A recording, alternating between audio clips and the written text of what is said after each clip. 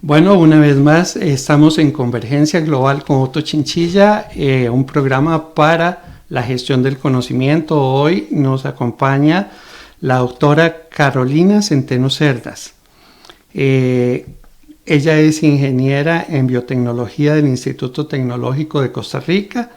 Tiene una maestría en ciencias biomédicas con énfasis en fisiología celular de la Universidad de Costa Rica. Cuenta con un doctorado de especialización en medicina experimental con énfasis en medicina regenerativa e ingeniería de tejidos en el Hospital Universitario Rex der Isar de la Universidad Técnica de Múnich, Alemania. Es fundadora del programa de investigación en bioingeniería en el Instituto Tecnológico de Costa Rica y miembro fundador de la Red Latinoamericana de Medicina Regenerativa apoyada por el Organismo Internacional de Energía Atómica. Es también catedrática del Instituto Tecnológico de Costa Rica actualmente. Así es que bienvenida, doctora Carolina. Es un honor para nosotros contar con su vasto conocimiento en este programa, que sé que muchísimos costarricenses y de otras latitudes van a estar deseosos de escucharla, porque este espacio se nos va a hacer muy pequeñito para todo lo que usted sabe. Doctora, en el reciente Congreso de Ciencias de la Ingeniería Biomédica hubo una frase que coincide con nuestro programa y que decía: celebramos la convergencia de la ciencia de la vida y la ingeniería biomédica, donde cada descubrimiento es un paso más hacia soluciones que cambiarán el mundo. Ese trinomio de conceptos, diagnóstico molecular, ingeniería de tejidos y medicina regenerativa, ¿cómo contextualizarlo desde la gestión del conocimiento?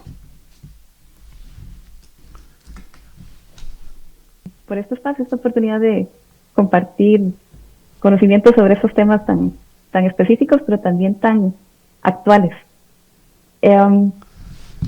Con el comentario ¿verdad?, que mencionaba en la cita, coincido totalmente, porque precisamente estamos en una etapa en la que el conocimiento está avanzando muy rápido y nos puede dar esto muchas oportunidades para mejorar la calidad de vida de todos los habitantes.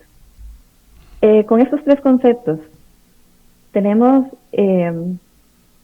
el diagnóstico molecular, que en este caso hace referencia a cuando hacemos un diagnóstico a nivel precisamente de las moléculas, principalmente ácidos nucleicos, quiere decir en el ADN. Hay muchas situaciones que son enfermedades que se pueden adquirir, como por ejemplo con el virus, ¿verdad?, y cosas por el estilo, que son adquiridas, pero cuando las traemos en la genética, puede ser tanto en la secuencia del ADN como también en los patrones de cómo usar ese ADN. En este caso, me voy a ir más atrás en nuestro desarrollo, en nuestra historia, para pensar en que nosotros venimos de un óvulo y un espermatozoide, que se unen en una sola célula. Esa única célula empieza a dividirse y dividirse y dividirse para formar todo el organismo que somos finalmente. Y si nos ponemos a pensar, las células del hígado son muy diferentes a las del corazón, o a las de los pulmones, o a las de la piel, o a las de diferentes órganos, las neuronas, por ejemplo. Y esto es porque usan diferente el ADN. Todas tienen el mismo material genético porque vienen de la misma. Cuando se va dividiendo la célula, mantiene el mismo contenido en términos de la misma secuencia. Pero se generan diferentes patrones de qué usar más, cuáles genes tener prendidos por más tiempo, cuáles genes tener apagados, y así sucesivamente ir dosificando es lo que le va dando esa identidad diferente a la célula. Y entonces en este caso nosotros podemos ir revisando si las secuencias son correctas, si son apropiadas para producir los productos necesarios para que se den las funciones biológicas, o si hay algún cambio, que en este caso le podemos llamar mutación. Lo que pasa es que a veces ese término se se toma mal de primera entrada.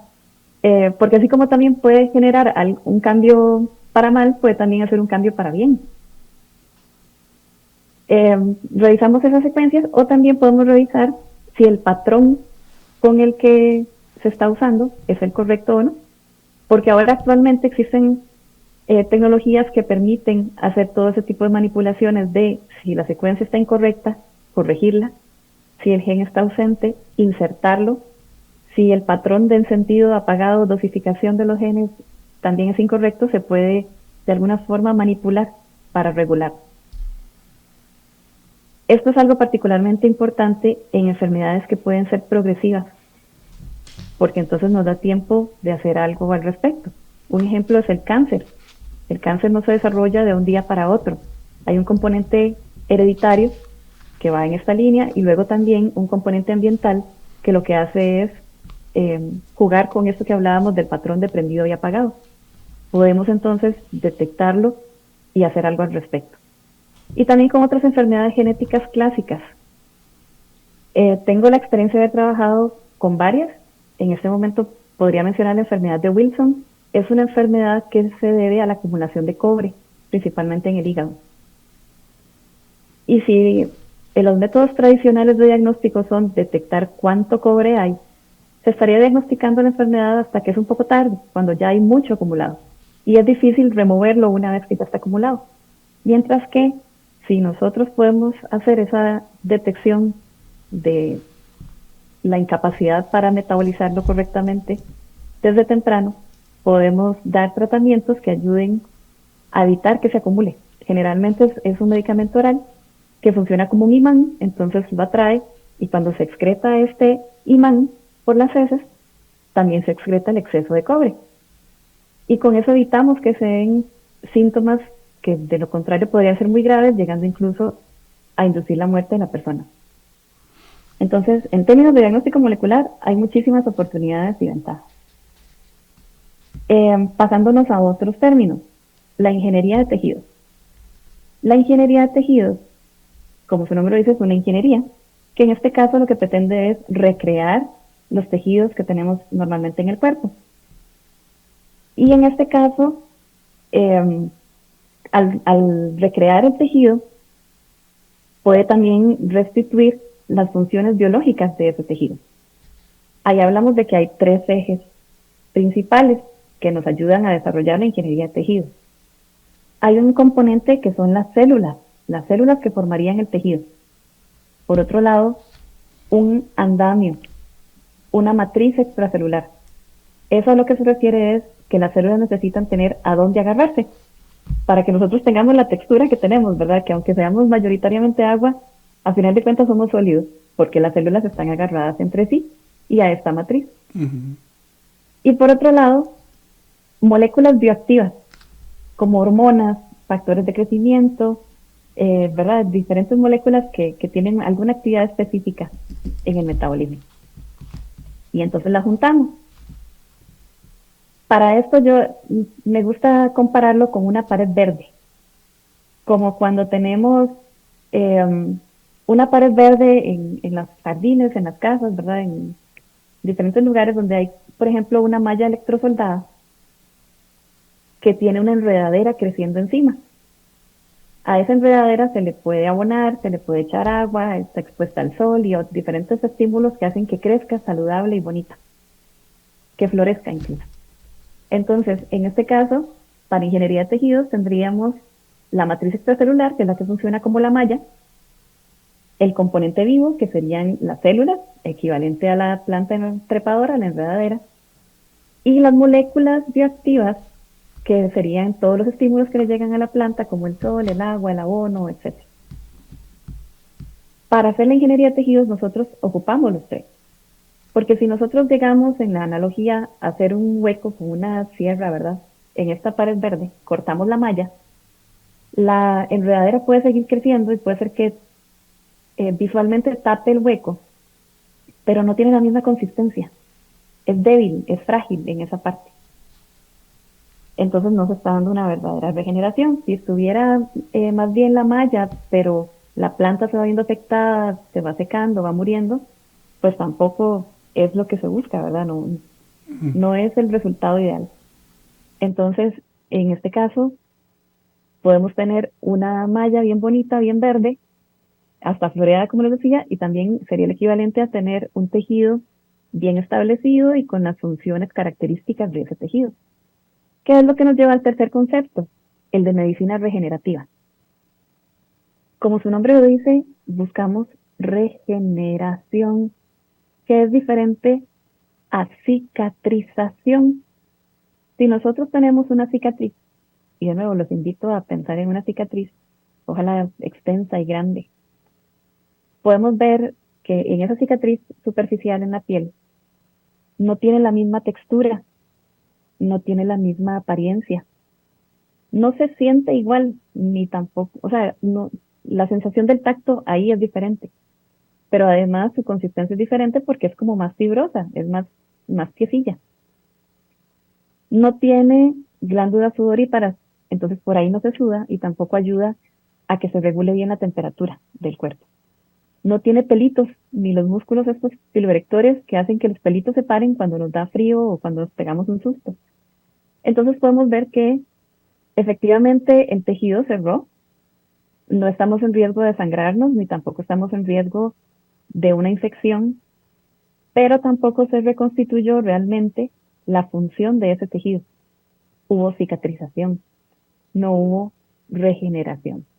Si hubiera regeneración, podríamos decir que es imperceptible el que hubiera habido un daño previo, porque realmente el tejido quedó intacto como si no hubiera pasado nada. A eso es a lo que aspiramos. Y entonces ahí sí podemos hablar de que se reconstituyen todas las funciones y de que realmente hay regeneración. Ok, Esos tres conceptos sí, esos tres nos traen conceptos, grandes oportunidades. sí, esos tres conceptos son como esenciales para poder comprender bien este, cómo lograr mejorar la parte de salud, digamos, de una operación o de una herida, de manera que el último estamento, que es la regeneración, realmente prácticamente no sea perceptible al ojo y que las funciones sean normales. Claro, Doctor, y eso mismo pasa, perdón, sí, lo estábamos tratando de visualizar con la piel, pero lo mismo pasa cuando hay fibrosis de hígado, fibrosis pulmonar y fibrosis en otros órganos y tejidos, que se, el tejido del órgano se restablece, pero no con las mismas funciones, y es cuando hay problemas de salud. ok, sí, eso es lo que muchas veces, no sé si será atrevido decirlo, pero es lo que muchas veces popularmente se dice, es que se le hizo adherencias. No sé si las adherencias tienen que ver algo parecido con ese proceso no regenerativo. Sí, no necesariamente, o sea, no son lo mismo, pero sí tienen que ver con la producción de fibrosis. En Ajá. eso es acertada la comparación, digamos, pero no se limitan a eso. Puede haber fibrosis sin que haya adherencia. Ah, ok. Doctora, usted que ha estado desarrollando tanto todos estos temas en la parte de investigación, ¿qué proyectos desde la ingeniería biomédica ha desarrollado nuestro país? En realidad hay bastantes. Nosotros desde el TEC tenemos un laboratorio de ingeniería de tejidos y pues hemos estado trabajando bastante con servicios de salud público y privado para ofrecer este tipo de tecnología. Por ejemplo, hubo un tiempo en que estuvimos haciendo muchos trasplantes de piel con, en colaboración con la Caja Costarricense de Seguro Social. Y luego también estuvimos ayudando en el desarrollo, el establecimiento y desarrollo de varios bancos de tejidos en el país. Porque también muchas veces no es solo recrear los tejidos de cero, sino también aprovechar los que ya están hechos, porque es todavía más cercano a la realidad y más factible de acceso, etcétera. Entonces ayudamos a establecer el banco de tejidos del Hospital de Niños, también el del Hospital del Trauma, y hemos desarrollado varios proyectos que ayudan a diversificar el tipo de tejidos que manejan en cada uno de estos bancos. Por otro lado, también cuando se hace ingeniería de tejidos no es solo para la aplicación clínica como tal, sino también para usar como modelo de estudio en el laboratorio. Entonces, en ese caso, nos permite también generar información más robusta y más cercana a la realidad sin tener que utilizar animales de laboratorio, ¿verdad? Con eso salvamos vidas de los animales, optimizamos recursos y también entonces llegamos con buen respaldo para cuando ya se hacen pruebas clínicas, ¿verdad? Y se traslada esta tecnología al uso diario en humanos. Y para eso entonces, cuando los usamos como modelos de estudio, hemos trabajado muchísimo con moléculas que ya de por sí están en nuestra biodiversidad, que son de consumo cotidiano. Por ejemplo, de las plantas tradicionales, ¿verdad? De medicina tradicional, algunas uno sabe que esa planta sirve para algo, pero no necesariamente si son las hojas, o son las flores, o son los tallos, o las raíces. Si me lo hago té, si lo aplico localmente, si lo machuco, si lo hiervo, etcétera, ¿verdad? Entonces, podemos ir haciendo ese tipo de pruebas también que le sirven tanto a los consumidores directamente, porque entonces van a tener el principio activo en una dosis apropiada, ¿verdad? Con menos riesgo de hacerlo de mala manera, que más bien nos pueda producir algún daño. También apoyamos a los productores que generan estas frutas, estas plantas, ¿verdad? Estas especies. Y por otro lado también a emprendimientos y a industrias que lo hacen de manera más estandarizada, ya una formulación final. Por ejemplo, entonces, hemos trabajado con productores de la zona de Los Santos y hemos evaluado las manzanas que producen y hemos caracterizado los antioxidantes tan buenos y tan potentes que tienen esas manzanas. Son diferentes a las que encontramos en otros lugares del mundo a pesar de ser la misma especie, porque pasa algo como con el café. Sabemos que el café de Costa Rica es muy famoso porque es café de altura, porque ahí le llega buen solcito, porque, etcétera, diferentes características. Entonces, hace que la planta de café genere ciertas moléculas de manera diferente de como lo hace en otros lugares. Lo mismo pasa entonces con la mora, con las manzanas, con las guayabas, con árboles como Phyllanthus y con diferentes especies, ¿verdad? Que hemos tenido oportunidad de evaluarlas y comprobar su efecto terapéutico, porque podemos comprobar si las plantas de verdad tienen estos antioxidantes y que sean suficientemente potentes. Podemos comprobar si la planta tiene algún efecto analgésico o antiinflamatorio o citotóxico, digamos, si lo que se quiere es que ataque a algunos tipos celulares en preferencia de otros, por ejemplo, cáncer, ¿verdad? O también podemos comprobar si de verdad más bien inducen regeneración y así sucesivamente, ¿verdad? Con diferentes actividades biológicas. Esto también lo podemos exportar o extrapolar, perdón, a moléculas que sean sintéticas, como los nuevos biomateriales que se han descrito de manera artificial, ¿verdad? Con el desarrollo de la industria de dispositivos biomédicos se requieren nuevos materiales que sean biocompatibles y que al mismo tiempo sean reabsorbibles por el cuerpo, pero de forma que pueda ser regulable para que puedan ir cumpliendo esa actividad biológica en el tiempo y no necesariamente permanezcan. Algunos vamos a querer que permanezcan siempre, otros que se puedan reabsorber. Como cuando uno tiene suturas internas, que no lo tienen que abrir para sacarle esas suturas, sino que más bien ya las suturas que quedaron por dentro permanecen el tiempo suficiente para permitir la regeneración de los tejidos, que se vuelva a unir lo que se cortó y que luego la sutura se deshaga y se reabsorba. Como les digo, que no haya que abrir de nuevo sería un poco tonto, ¿verdad? Sin sentido coser para luego volver a abrir, para luego quitar la costura. Entonces, todo eso lo podemos evaluar nosotros y en diferentes medidas lo hemos hecho desde el Laboratorio de Ingeniería de Tejidos del TEC. Excelente. Doctora, ahora que usted mencionaba eso, digamos, la evaluación de algunas plantas, de algunos árboles y todo eso. Acabo de recordar hace muchos años, cuando yo estudiaba en Colombia en el Hospital San Ignacio de Loyola, de la Universidad Javeriana, estaban haciendo unos estudios con lo que ellos allá llaman agua de panela, que para nosotros sería como el agua dulce. Y entonces recuerdo que el experimento consistía en que se ponían a las personas recién operadas o personas que habían tenido situaciones de infección muy fuertes, en el proceso de regeneración, por decirlo de alguna manera, le ponían esas compresas y decían que estaban probando precisamente las propiedades que tenía la tapa de dulce en esos procesos de mejora.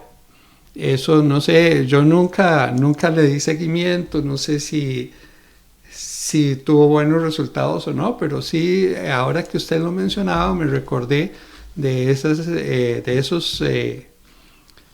esos procedimientos que estaban intentando implementar en ese momento. Sí, hay varios, incluso en Brasil se hizo muy famoso un proyecto de piel de tilapia, no sé si lo habrán escuchado. No, ese no lo he escuchado. Bueno, pues aprovechan desechos de la industria pecuaria, creo que es como se llama, ¿verdad? La de la pesca. Y bueno, pues estaban haciendo estos procedimientos de cubrir heridas con la piel de las tilapias y daba resultados prometedores. También aquí en Costa Rica se ha estado haciendo, nosotros estuvimos haciendo un tiempo con la Universidad Nacional y actualmente hay una veterinaria que ya lo ofrece a sus pacientes. Después hacemos el comercial, por si acaso. Ok. Doctora, cuando nosotros hablamos de investigación en Costa Rica a veces nos suena un poco como extraño porque la mayoría de nosotros pensamos que aquí no se hace tanta investigación. Sin embargo, me recuerda en sus inicios el Instituto Clorito Picado, que tuvo una trascendencia a nivel global, y que su papel ha sido fundamental en muchos procedimientos con el suero antiofídico, pero también hubo ahí una coincidencia con la penicilina y con otros medicamentos o procedimientos que se practican hoy. Pero dígame una cosa, ¿la investigación que se desarrolla en Costa Rica tiene apoyo gubernamental o de la empresa privada? ¿O de ambos? Eh, de ambos, de manera limitada, es la única consideración. Con el ingreso reciente del país a la OCDE, ¿verdad? La OCDE, pues fue una ventaja en términos de que entonces el país se compromete a cumplir ciertos estándares, ¿verdad? A alcanzar ciertas metas y demás. Entonces, con eso pensaríamos que se promueve la investigación. También se habla mucho de generar este tipo de alianzas público-privadas, ¿verdad? La triple hélice, que en algunos momentos se menciona como la industria, la academia, el gobierno. Y ahí podemos seguir agregando componentes, ¿verdad? Principalmente de inversión. Y entonces en Costa Rica esto se ha tratado de promover. Sin embargo, al mismo tiempo tenemos la situación de que la gran mayoría de la investigación que se hace en el país es en instituciones públicas. Y hay algunas regulaciones vigentes que más bien como que amarran un poquito en ese sentido, principalmente por los procesos administrativos que implican. Ahí podemos mencionar, por ejemplo, la ley de fortalecimiento de las finanzas públicas, la ley marco de empleo público, la ley general de contratación pública, que pues están ahí, son necesarias, son importantes, pero que al mismo tiempo a veces limitan un poco la interacción, principalmente con empresas, precisamente porque es lo que tratan de regular muchas veces, ¿verdad? Esa interacción pública-privada. hay capacidad técnica totalmente, hay capacidad de personal capacitado totalmente. Pero otro detalle que también nos puede retrasar un poco es que dependemos de muchos insumos que se traen del extranjero. Entonces, a veces quedamos en una situación, no sé si recuerdan, durante la pandemia, cuando los contenedores se quedaron en China y que entonces se hablaba de algunos componentes, principalmente para dispositivos electrónicos que estaban limitados y entonces eso retrasaba toda la reacción en cadena de los que dependían de esos suministros, los que dependían de los elementos, luego de los dispositivos, y entonces eso afectó industria de dispositivos médicos, automovilística, aeronáutica, etcétera. Entonces, en Costa Rica nos pasa algo parecido con algunos reactivos de laboratorio que son principalmente producidos en Europa y en Estados Unidos, y entonces tenerlos aquí en el país a veces resulta pues más complicado o más costoso incluso económicamente. Sí, también porque, digamos, la economía de mercado, nosotros somos un mercado muy pequeñito, pero pienso que esa legislación que usted nombró, doctora, de pronto puede ser mejorada a la hora de ver la reglamentación, cómo se aplica. O sea, hay Sí, correcto. oportunidades de mejoras en todo eso y tal vez hasta la sugerencia de simplificación de trámites para hacer una gestión más expedita, me parece. ¿Es posible? Correcto. Sí, totalmente. De ahí la importancia de esta colaboración entre industria, entre gobierno y academia, para que todos puedan aportar desde su punto de vista, trayendo a la mesa su experiencia y también sus necesidades específicas. Incluso también al tener esas visiones, ¿verdad?, desde cada sector, se puede tener entonces esa retroalimentación de ponerla en vigencia y cada cierto tiempo hacer revisiones, porque también algo importante en este caso es lo que les decía al inicio, que la ciencia está avanzando muy rápido en este tiempo. Y entonces, pues muchas veces eso también resulta complicado. Acá en Costa Rica, por ejemplo, tenemos muchas robustez en la ley de investigación en seres humanos. En algún momento lo que teníamos era un reglamento que una persona de la política dijo como, bueno, esto es algo tan importante y tiene tanta relevancia que un reglamento es insuficiente, deberíamos tener más bien una ley para que realmente si se hace de la manera incorrecta puedan haber repercusiones, se puedan establecer sanciones y cosas por el estilo.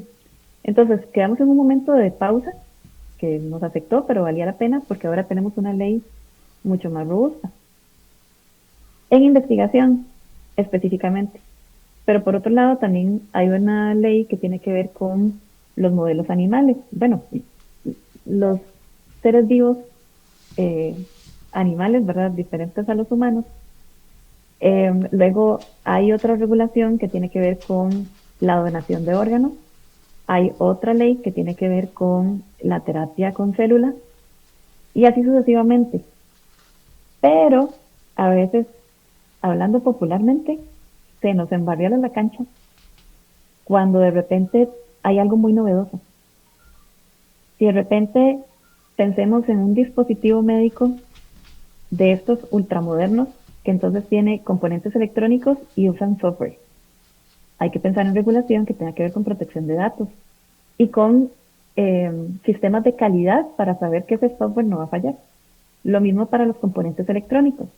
Y si además tiene componentes vivos, tiene células, tiene moléculas bioactivas que vengan de células y demás, ¿cómo hacer también ese control de calidad de esta otra parte? Porque con las células es complicado que no tienen una formulación específica.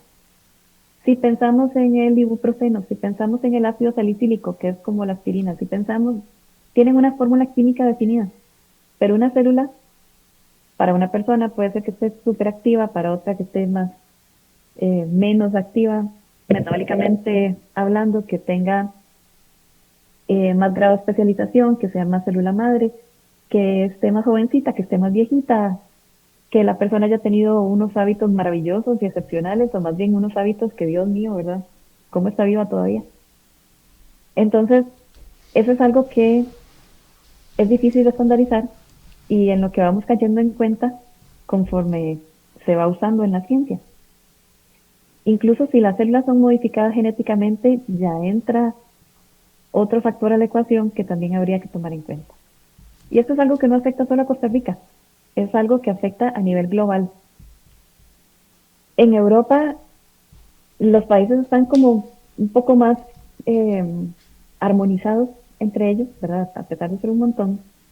En Estados Unidos también son un bloque grande e importante.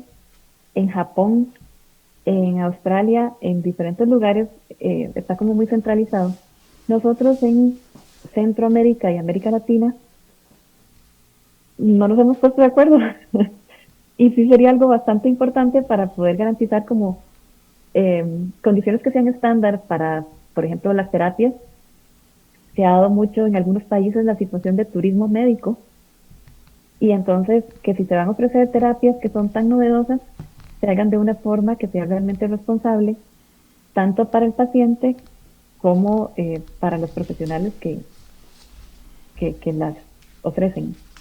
Entonces, de ahí también es que han estado fortaleciéndose cada vez más la red, ¿verdad?, latinoamericana de medicina regenerativa, la que mencionábamos con apoyo del Organismo Internacional de Energía Atómica, tratando de solidarizarnos para tener esfuerzos conjuntos que entre todos podamos ir contribuyendo a la generación de esta regulación que sea lo más homogénea posible entre nuestros países y también de apoyarnos en términos de lo que hablábamos anteriormente del acceso a los insumos, porque la mayoría estamos en la misma situación, que no somos productores y sí somos consumidores de estos reactivos especializados, ¿verdad? De todas estas sustancias especializadas, y que entonces ya juntos somos un mercado un poquito más grande, ya generamos más atención. Sí, es increíble, digamos, esas gestiones del conocimiento que se tienen que ir dando para ir mejorando los modelos, tanto de intercambio de conocimientos como de productividad. Y hablando de eso, doctora, pensaba en este momento si esa legislación y esa reglamentación que nosotros tenemos limita en parte, digamos, el desarrollo que ha tenido la industria médica en Costa Rica, porque digamos en este momento la industria médica a nivel de parques industriales, digamos, tomó el primer lugar en exportaciones. ¿Qué piensa al En respecto? contribución al Producto Interno Bruto. Uh-huh. Ajá. Y entonces todo esto nos puede limitar, van a contraer el mercado, no va a permitir que se desarrolle más. ¿Cómo lo ve? ¿Qué posibilidades ve en un futuro para todo esto? El, el futuro está como Buzz Lightyear de hasta el infinito y más allá, pero eso depende de nosotros. Siento que sí hay bastantes oportunidades por lo que mencionaba antes de que eh, estamos con buena capacidad desde el punto de vista tecnológico y también desde el punto de vista de eh, recurso humano. Es correcto, la industria biomédica, principalmente de dispositivos biomédicos, ha crecido muchísimo. Y entonces esto también es un motivo para que todos estemos con la camiseta puesta y trabajemos en esto que decíamos de mejorar la regulación. Y hablo de regulación porque puede ser a nivel de reglamentos, puede ser a nivel de leyes, ¿verdad? Según lo que competa en cada caso. Mencionaba que tenemos algunas fortalezas, mencionaba que tenemos algunas cosas que corregir, pero que hasta el momento no nos ha sido tan limitante porque la industria ha crecido y puede seguir creciendo. En este caso hemos demostrado ser muy buenos competidores a nivel mundial, no digo internacional aquí local, sino a nivel mundial. Nuestra producción de dispositivos médicos como país ha crecido no solo en cantidad, sino también en especialización. Son dispositivos cada vez más complejos, más innovadores, y eso nos posiciona muy bien. Hace que otros países pongan atención en nosotros, principalmente en eso, ¿verdad? De la capacidad instalada, tanto en infraestructura como en equipamiento, como en acceso a cosas, y también al recurso humano preparado. En esto de la innovación, han habido algunas iniciativas que surgen desde Costa Rica, y en eso podríamos mencionar también la regulación para protección del conocimiento. Diferentes estrategias de propiedad intelectual, de protección del conocimiento y demás, que también le convienen mucho a Costa Rica. Una aclaración, perdón, un paréntesis. En Costa Rica no se pueden patentar procesos que sean esencialmente biológicos, quiere decir cosas que ya de por sí existen en la naturaleza, porque no serían una invención, serían un descubrimiento. Lo que estaría haciendo es describir algo que ya existe. Entonces, no se pueden patentar plantas o no se pueden patentar insectos o cosas por el estilo. Ni tampoco se pueden patentar procedimientos que sean de diagnóstico o terapéuticos. Pienso que por un aspecto más que todo solidario, ¿verdad? Para que eso esté al acceso de todas las personas. Pero todo lo demás asociado y relacionado a estos procesos, a los procesos esencialmente biológicos, a los de diagnóstico y tratamiento terapéuticos, sí son protegibles. Y más bien es algo que debemos de proteger. Porque precisamente la idea es tener el control sobre este conocimiento, no para ser egoísta y dejárselo, sino más bien para ser solidario y poder garantizar que nuestra gente tenga acceso a eso.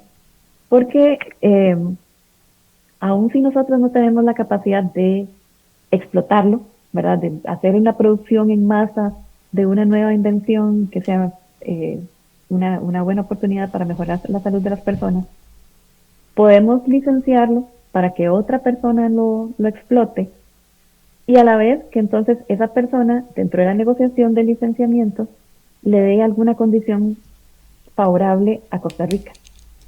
Porque entonces eso garantizaría que realmente la población tenga acceso a esa innovación. Si no lo dejamos solo para nosotros, tal vez no tendríamos la capacidad de producirlo en masa. Si no lo protegemos, otro que sí puede explotarlo, lo puede explotar y vendérnoslo ridículamente caro. Pero si nosotros lo licenciamos y hacemos este tipo de negociación, podemos tener mejor acceso a esto, ¿verdad? De que sí se explote y de que la población tenga acceso a esa nueva tecnología. Okay. No sé si me desvié de la pregunta. Sí, no, perfecto. Sí va por ahí. O sea, el hecho de que nosotros tengamos la posibilidad de tener más participación de mercado y que podamos, como dice usted, en diferentes momentos aportar hacia un nivel de competitividad, pero también que sea solidario para poder producir y facilitar tecnologías y tratamientos a los costarricenses. Eso me parece genial. Es parte, digamos, de esa seguridad social que desde muchos años hemos tenido. Y hay una pregunta que me intriga, y usted que ha estado más en contacto con todo esto, doctora, es ¿qué futuro tendrían los profesionales que estudien la carrera de ingeniería biomédica? Porque, por ejemplo, estaba viendo que Jensen Huang, el CEO de NVIDIA, hablando un poco sobre el desarrollo de la inteligencia artificial y sobre el desarrollo de nuevo software, nuevas herramientas en software y todo eso, él decía que en adelante esas tecnologías esas carreras van a tener una repercusión muy importante, pero ya no tanto en el campo de desarrollo de tecnología computacional o de ese tipo de tecnologías digitales, sino que él más bien decía que el futuro está en la comprensión de la biología. ¿Qué opinión le provoca? Yo desde mi formación lo comparto. No sé si sea también mi deformación profesional, como dicen, pero coincido totalmente. En general, las carreras STEM tienen mucho futuro, particularmente aquí en Costa Rica. Mencionábamos el crecimiento tan positivo que ha tenido el desarrollo de dispositivos médicos, no solo su manufactura, sino también la investigación y desarrollo de estos nuevos dispositivos. Y entonces en Costa Rica, ese tipo de trabajos con ese tipo de formación en carreras STEM, ¿verdad? Que con STEM estamos hablando que tengan que ver con ciencia, con tecnología, con ingenierías, con matemáticas, ¿verdad? Etcétera. Tienen mucho futuro porque es lo que más se utiliza en este tipo de industria. Pero particularmente, si nos ponemos a pensar, toda esa industria, esos dispositivos, están dirigidos a manipular la biología. Y cuando digo manipular es en el buen sentido, por supuesto, ¿verdad? Para mejorar la calidad de vida, que sean dispositivos que nos ayuden a restablecer la salud, o más bien a evitar problemas de salud, a inducir regeneración, como hablábamos anteriormente.